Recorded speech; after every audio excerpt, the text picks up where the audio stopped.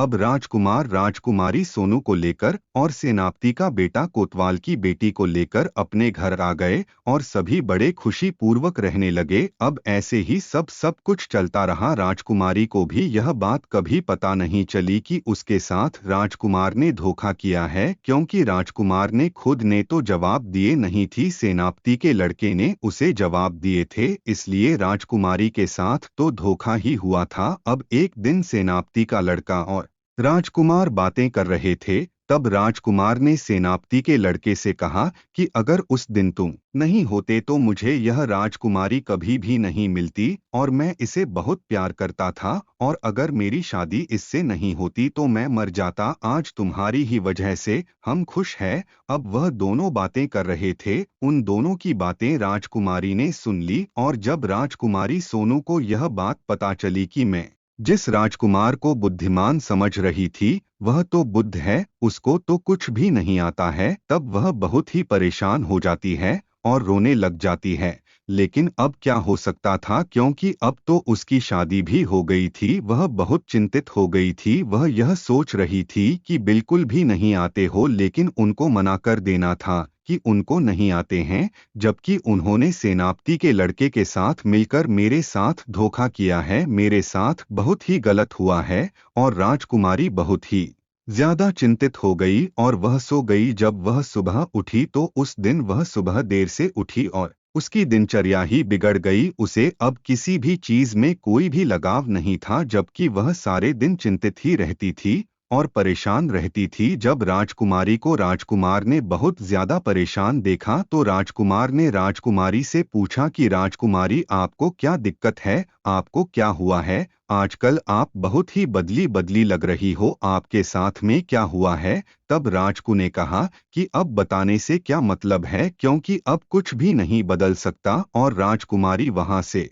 चली गई। अब राजकुमार की भी कुछ भी समझ में नहीं आ रहा था। उसने सोचा कि पता नहीं क्या हो गया है। अब राजकुमारी सोनू ने धीरे धीरे खाना पना भी छोड़ दिया और वह बहुत चिंता के कारण किसी भी चीज में भाग नहीं लेती थी, जबकि सारे दिन परेशान रहती थी। और उसके साथ ससुर राजा रानी ने भी उससे पूछा कि बेटा क्या दिक्कत है, लेकिन उसने किसी को भी नहीं बताई। अब राजकुमारी की चिंता में राजकुमार ने भी खाना पना छोड़ दिया। अब वह बहुत ही ज्यादा बीमार रहने लगा। जब राजकुमारी ने राजकुमारी की यह दशा देखी तो वह बहुत ही परेशान हो गई। तब सभी लोगों ने राजकुमारी को बताया कि जब आपके सोने के बाल को राजकुमार ने देखा था तो आपको ढूंढने के लिए बहुत कोशिश की थी, वह बहुत ही परेशान रहते थे। तब राजकुमारी सोनू राजकुमार के पास गई और उसे कहा कि मैं आपके झूठ की वजह से इतनी दुखी हूँ, कोई भी रिश्ते झूठ से नहीं निभाए जाते। तब राजकुमार ने कहा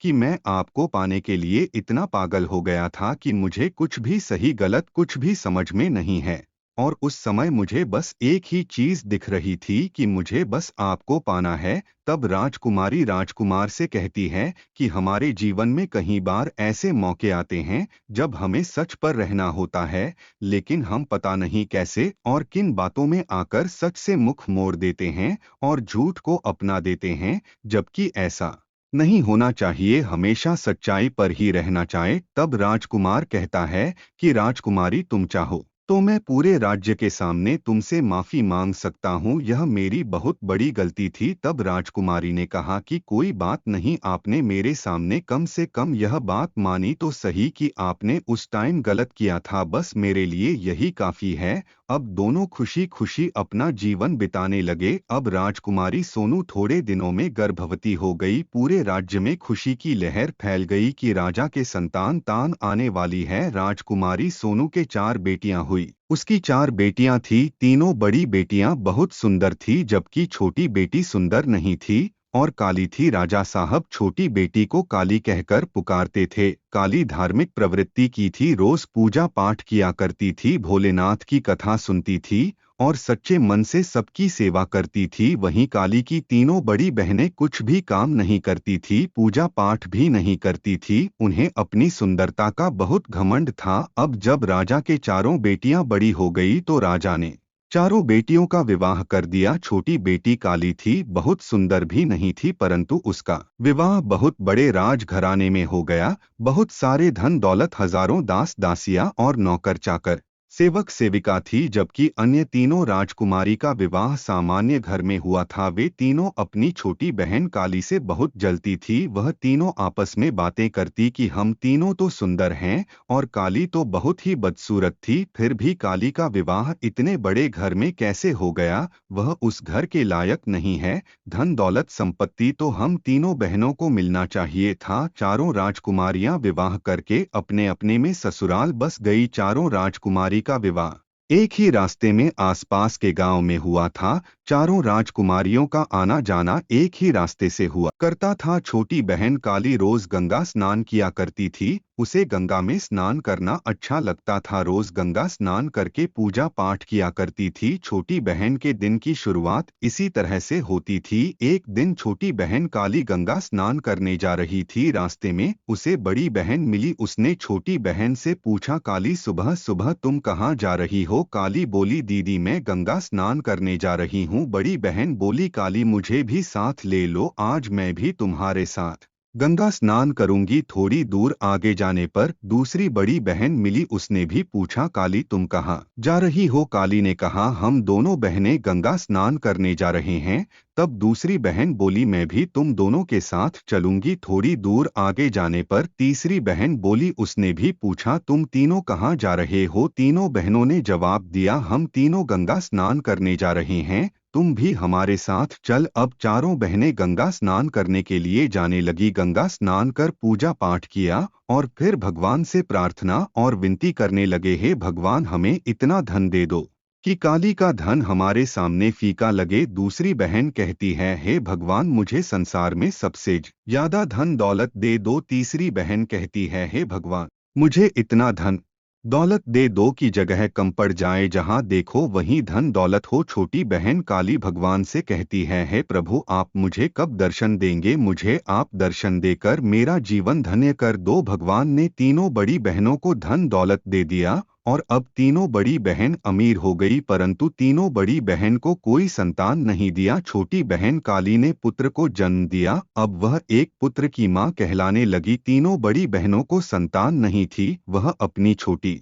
बहन काली से बहुत जलती थी। तीनों इसी प्रयास में रहती थी किसी तरह से काली के बेटे को मार दे। एक दिन सुबह सुबह तीनों बहनों को मौका मिल गया। एक दिन काली का बेटा उधर ही खेल रहा था। तीनों ने काली के बेटे को पकड़कर हाथ पैर मुंह बांधकर एक बोरी में बंद कर लिया। इस समय वहां काली गई। काली ने पूछा, इस बोरी में क्या है? तो तीनों बहनें कहती है, इसमें दान दक्षिण का सामान है, गंगा स्नान करने के बाद यह सारी चीज गरीबों में बांट दूंगी। काली ने कहा, यह तो बहुत अच्छा काम कर रही हो दीदी। अब चारों बहनें गंगा स्नान करने के लिए जान लगी तो रास्ते में उन्हें एक वृद्ध बाबा मिले। उनका पूरा शरीर गला जा रहा था। हजारों गांव थे उनके शरीर पर, उससे दुर्गंध आ रही थी। हजारों मक्खियों उन पर भिन्न भिन्न कर रही थी। उन्होंने जब चारों बहनों को आते देखा तो बड़ी बहन से बोला, बेटी तुम कहाँ जा रही हो? बड़ी बहन बोली, बाबा मैं गंगा स्नान करने जा रही हूँ। तब बाबा बोले, बेटी अगर तुम मुझे गंगा स्नान कर दो तो मेरा शरीर कंचन हो जाएगा, मैं ठीक हो जाऊंगा। बेटी क्या तुम मुझे गंगा स्नान करने ले जा सकती हो? तब बड़ी बहन कहती है, बाबा मैं राजा के घर की बेटी हूँ और राजा घर की बहू हूँ। देखो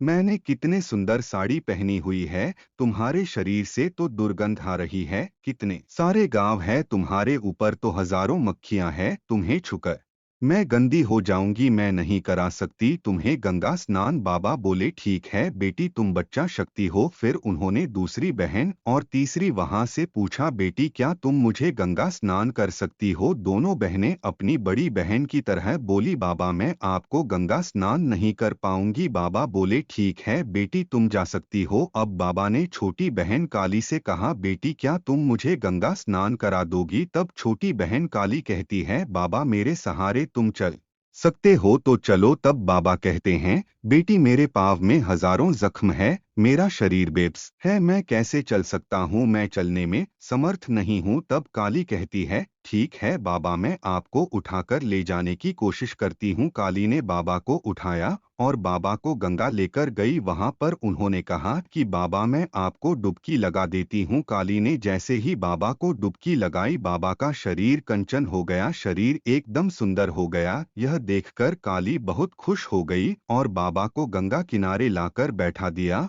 और काली खुद गंगा स्नान करने चली गई। इधर बाबा, जो स्वयं भगवान भोलेनाथ थे, एक 5 वर्ष के बच्चे का रूप धारण कर गंगा किनारे खेलने लगे। इस समय काली की तीनों बड़ी बहनों ने उस बोरे को गंगा में फेंक दिया ताकि काली का बेटा मर जाए, और तीनों बहनें गंगा स्नान करने चली गई। तीनों बहुत खुश थी और सोच रही थी अब तो काली का बेटा मर जाएगा और काली निसंतान हो जाएगी। अब बाबा, जो बच्चे बने हुए थे, उन्होंने तुरंत उस बोरे को पानी से निकाल लिया और काली के बेटे को उससे निकाल दिया। काली का बेटा, जो लगभग 30 वर्ष का था, दोनों एक साथ खेलने लगे। काली पूजा कर रही थी, सभी देवताओं का ध्यान कर रही थी। अब भोले बाबा ने फिर काली के बेटे को उसके सामने लाकर बिठा दिया। काली जब पूजा कर आंखें खोलता है तो अपने सामने बेटे को देखती है, उसे गोद में उठा लेती है और सीने से लगाती है और सोचने लगती है कि यह यहाँ कैसे आ गया। उधर काली की तीनों बड़ी बहनें जब गंगा स्नान करके निकलती हैं तो तीनों के शरीर पर कोढ़ हो गया, लेकिन जब तीनों बहनें काली के गोद में उसके बेटे को देखते हैं तो बोलने लगी, अरे यह कहाँ से आ गया, हम तीनों ने तो इसे गंगा में फेंक दिया था, इसे तो अभी तक मर जाना चाहिए था, यह गंगा से निकलकर तुम्हारी गोद में कैसे आ गया। काली बोली, यह सब भोलेनाथ की कृपा है, उन्होंने ही मेरे बच्चे को बचाया है और तुम तीनों को तुम्हारे पापों की सजा दी है। तीनों बहनें काली के पैरों पर गिरकर माफी मांगने लगी और कहने लगी, बहन हमने तुम्हारे साथ बहुत बुरा किया है, मुझे माफ कर दो। तुम तो भोले बाबा की बहुत बड़ी भक्त हो, उनकी रोज पूजा किया करती हो, तुम पर सदा भोलेनाथ की कृपा रहती है। तुम अगर प्रभु से प्रार्थना करो वह मेरे कोढ़ ठीक कर सकते हैं। बहन, हम यह कोढ़ वाले शरीर को लेकर कैसे घर जाएं, हमारे पति हमें घर से निकाल देंगे। देखो हमारे शरीर में कितने गांव आ गए हैं, हम लोग ठीक से चल भी नहीं पा रही है, कृपा करो बहन, भगवान भोलेनाथ तुम्हारी विनती अवश्य सुनेंगे। तब छोटी बहन काली भगवान भोलेनाथ से विनती करती है, कहती है प्रभु, तीनों बहनों को उसके गलती का एहसास हो चुका है, उसे क्षमा कर दो, उसे स्वस्थ कर दो और उसकी गोद भर दो। अगर उसके बच्चे होते तो वह हमारे बच्चे को नहीं फेंक। प्रभु, तीनों बहनों की सुनी, गोद भर दो। भगवान भोलेनाथ काली की प्रार्थना सुनकर प्रकट होते हैं और तीनों बहनों पर गंगा जल डालकर उन्हें ठीक कर देते हैं और फिर अंतर्ध्यान हो जाते हैं। काली की तीनों बड़ी बहनें उससे फिर माफी मांगती है, कहती है, बहन अब हमारी गोद ना भी भरे, कभी कोई बात नहीं, हम इसे ईश्वर की मर्जी मानेंगे। अब तीनों बहनें काली से द्वेष करना जलना छोड़ देती है और उससे प्रेम करने लगती है, उसके ही पुत्र को अपना पुत्र मानकर प्यार करने लगती है। अब रोज चारों बहनें गंगा स्नान करने जाती है और भगवान भोलेनाथ की पूजा कर प्रार्थना विनती करती है, हे प्रभु, मुझे सुहागन रखिए, पुत्रवती रखिए, हमारे परिवार को सुखी संपन्न रखिए। अब वह सभी जीवन में अच्छे कर्म करती है और अच्छे से जीवन खुशी खुशी बिताने लगती है। भगवान श्री कृष्ण के अनुसार इंसान को जीवन में सबसे अच्छा पाने के लिए धैर्य रखना पड़ता है, क्योंकि कोई भी इंसान कठिनाई के बाद ही अच्छा जीवन व्यतीत कर पाता है, इसलिए उन्हें इस दौर से गुजरना पड़ता है। आपके सामने कभी भी ऐसी स्थिति आए तो आप बस ईश्वर पर भरोसा बनाकर उस कठिन परिस्थिति को हंसते हुए पार करना चाहिए। गीता उपदेश के दौरान भगवान श्री कृष्ण ने बताया है कि कोई कुछ भी कहे या आपको कितना भी गुस्सा आए, खुद को शांत रखना चाहिए, क्योंकि धूप कितनी ही तेज क्यों ना हो, उससे समुद्र नहीं सूख सकता। ठीक वैसे ही शांति किसी भी इंसान के लिए बेहतर मानी जाती है, क्योंकि इंसान का असली गुनहगार उसकी बातें ही होती है। श्री कृष्ण कहते हैं कि रोते वही लोग हैं जिनकी भावनाएं सच्ची होती है, वही मतलब के रिश्ते रखने वालों की आंखों में ना नजर होती है। और ना आंसू, इसलिए कभी भी खुद को किसी के लिए ना बदले। श्री कृष्ण के अनुसार बुद्धिमान वह व्यक्ति नहीं होता जो केवल बोलना जानता है, बल्कि असली बुद्धिमान वह होता है जिसे यह पता होता है कि किस परिस्थिति में उन्हें चुप रहना है और किस परिस्थिति में उन्हें बोलना चाहिए। यही बुद्धिमानी की असली पहन होती है। भगवान श्री कृष्ण का कहना था कि इंसान को हमेशा सरल और सीधा होना चाहिए, उन्हें कभी भी झूठ नहीं बोलना चाहिए। सच्चाई का रास्ता इंसान को सफलता दिलाता है, खासकर इंसान को कभी भी खुद से झूठ नहीं बोलना चाहिए। भगवत गीता के अनुसार कोई भी व्यक्ति अपने जन्म से ही नहीं महान होता, बल्कि वह अपने कर्मों के आधार पर अपनी महानता तय करता है। जिसने अपने मन को अपने वश में कर लिया वह दुनिया के सबसे ताकतवर व्यक्ति माना जाता है। गीता में लिखा है, अगर ज्ञान के बाद घमंड का जन्म होता है तो वह ज्ञान जहर के समान है, वहीं अगर ज्ञान के बाद नम्रता का जन्म होता है तो वह ज्ञान अमृत की तरह है। श्री कृष्ण कहते हैं कि जीवन में सबसे बड़ी हार अपनी संभावनाओं से मुंह मोड़ लेना है। ऐसे लोग जानते ही नहीं कि उनके अंदर कितनी क्षमता है, जिसका इस्तेमाल करके वह जो चाहे वह हासिल कर सकते हैं। गीता के अनुसार सुख में धर्म कार्य और दूसरों की मदद जरूर करनी चाहिए, क्योंकि बुरे समय में यही लोग आपके काम आते हैं। क्रोध तब पुण्य बन जाता है जब वह धर्म और मर्यादा के लिए किया जाए, और सहनशीलता तब पाप बन जाती है जब वह धर्म और मर्यादा को बचा ना पाए। गीता में लिखा है कि किसी को भी बिना मांगे सलाह नहीं देनी चाहिए, बिना कारण झूठ नहीं बोलना चाहिए और भूतकाल के सुख को याद नहीं करना चाहिए, क्योंकि यह सभी चीजें दुख का कारण बनती हैं। गीता में कहा गया है कि अच्छे के साथ अच्छे बने पर बुरे के साथ बुरे नहीं, क्योंकि हीरे से हीरा तो तराशा जा सकता है, लेकिन कीचड़ से कीचड़ को साफ नहीं किया जा सकता। श्री कृष्ण कहते हैं, कर्म वो फसल है जिसे मनुष्य को हर हाल में खुद ही काटना पड़ता है, इसलिए हमेशा अच्छे बीज बोए ताकि उसकी फसल अच्छी हो। मित्रों, इंसान का पतन उस वक्त शुरू हो जाता है जब वह अपनों को गिराने की सलाह दूसरों से लेने लगता है। पत्थर किसी जानवर, कुत्ते या बिल्ली के ऊपर मारते हैं तो जानवर डर कर भाग जाता है। अब वही पत्थर लीजिए और एक मधुमक्खी के छत्ते पर मारिए, फिर देखिएगा कि मधुमक्खियां आपका क्या हाल करती हैं। पत्थर वही है और आप भी वही हैं, बस फर्क यही है कि जानवर अकेला था और मधुमक्खियां समूह में थी। एकता में ही शक्ति होती है। संयुक्त रहिए, संगठित रहिए, प्यार से रहिए। आत्मा अजर अमर है। आत्मा ना तो जन्म लेती है और ना ही मरती है, यह अमर और अजर है। श्री कृष्ण ने कहा है कि सच्ची भक्ति और विश्वास के माध्यम से ही हम ईश्वर की प्राप्ति कर सकते हैं। यह हमें भगवान के प्रति अटूट विश्वास और की प्रेरणा देता है। सच्चाई का मार्ग अपनाओ, सत्य ही सबसे बड़ा धर्म है। सच्चाई को जीवन में अपनाने से हम सच्चे और ईमानदार जीवन की ओर बढ़ सकते हैं। श्री कृष्ण ने सत्य को सबसे बड़ा धर्म बताया है, जो हमें जीवन में सही दिशा दिखाता है। मन की शांति ही सच्ची सफलता और खुशी की कुंजी है। ईश्वर के प्रति समर्पण रखो, जो भी करता हूँ वह ईश्वर की इच्छा है। हमें अपने सभी कार्यों को ईश्वर के प्रति समर्पित रखना चाहिए और यह मानना चाहिए कि जो भी होता है वह उनकी इच्छा से होता है। यह हमें जीवन में समर्पण और विनम्रता की शिक्षा देता है। मोह ही इंसान के सभी दुखों का कारण है। विश्वास रखे कि तुम्हारे साथ जो हुआ है वह अच्छा हुआ है, जो हो रहा है वह भी अच्छा ही हो रहा है, और जो होगा वह भी अच्छा ही होगा है। जीवन का आनंद लो, ना तो बीते हुए कल में है और ना ही भविष्य में। जीवन का आनंद तो आज को जीने में है, बल्कि अभी जीने में है। सबसे पहले खुद को जानो, अपनी आत्मा को जानो, यही सच्चा ज्ञान है। खुद को जानना और आत्मा का अनुभव करना ही सच्चा ज्ञान है। निष्काम कर्म योग अपनाओ, निष्काम भाव से कर्म करो। निष्काम कर्म योग का अर्थ है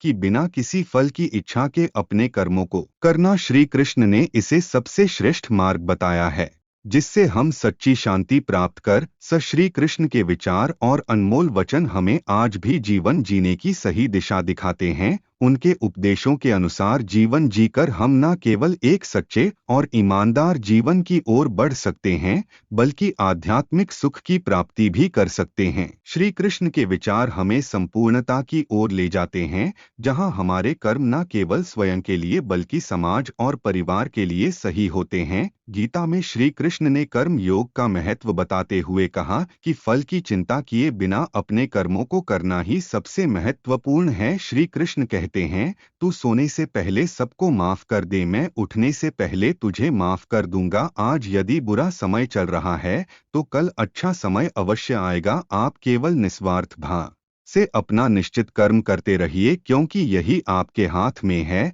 हमारे द्वारा किए गए किसी भी कर्म का परिणाम क्या होगा या हमें उसका क्या फल मिलेगा और कब मिलेगा, यह तो सिर्फ ऊपर वाला ही जानता है। बात बहुत छोटी है पर गहरी है। बिखरा हुआ समाज और बिखरा हुआ परिवार कभी भी बादशाह नहीं बन सकता, लेकिन हाँ, वह आपस में लड़कर दूसरों को बादशाह जरूर बना देता है। जिस घर में प्रेम और बड़ों का आदर सम्मान होता है, वहाँ ईश्वर का निवास होता है। प्यार बटा तो रामायण लिखी गई और संपत्ति बटी तो महाभारत लिखी गई। ईश्वर के प्रति समर्पण रखो, जो भी करता हूँ वह ईश्वर की इच्छा है। यह हमें जीवन में समर्पण और विनम्रता की शिक्षा देता है। प्रेम ही जीवन का सार है। जिंदगी गुजारने के दो तरीके हैं, जो पसंद है उसे हासिल कर लो या जो हासिल है उसे पसंद करना सीख लो। आप हमेशा इतने छोटे बनिए कि हर व्यक्ति आपके साथ बैठ सके, और आप इतने बड़े बनिए कि आप जब उठे तो कोई बैठा ना रहे। उड़ान तो भरनी है, चाहे कई बार गिरना पड़े, सपनों को पूरा करना है,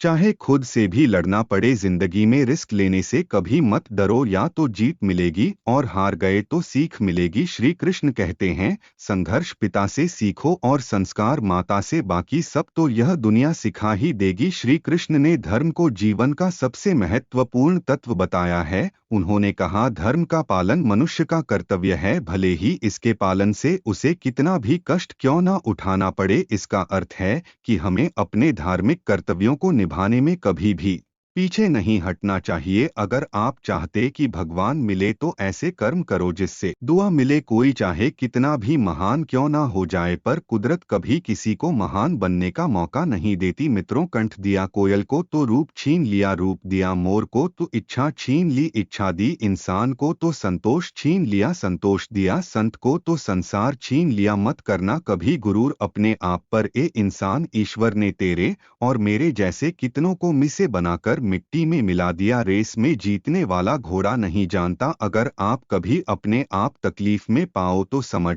जाना कि आपका मालिक यानी ईश्वर यही चाहता है कि जीत आपकी हो। मत बनो हमेशा मजबूती की मिसाल, कभी कभी कमजोर होना भी दिल को हल्का कर देता है। यह दुनिया कितनी निराली है। जिनकी आंखों में नींद है उनके पास अच्छा बिस्तर नहीं है, और जिनके पास अच्छा बिस्तर है उनकी आंखों में नींद नहीं। जिनके मन में दया है उनके के पास देने के लिए धन नहीं, और जिनके पास धन है उनके पास दया नहीं। जिसको भूख है उसके पास खाने को कुछ नहीं, और जिसके पास खाने को है उसके पास भूख नहीं। तो दोस्तों, उम्मीद है आज का वीडियो आपको जरूर पसंद आया होगा। अगर वीडियो अच्छा लगा हो तो कमेंट में मन से जय श्री राधे कृष्णा जरूर लिखिए, और ऐसे ही वीडियो और पाने के लिए हमारे चैनल को सब्सक्राइब करें, वीडियो को लाइक करें, ज्यादा से ज्यादा शेयर करें। धन्यवाद। जय श्री कृष्णा, राधे राधे मित्रों।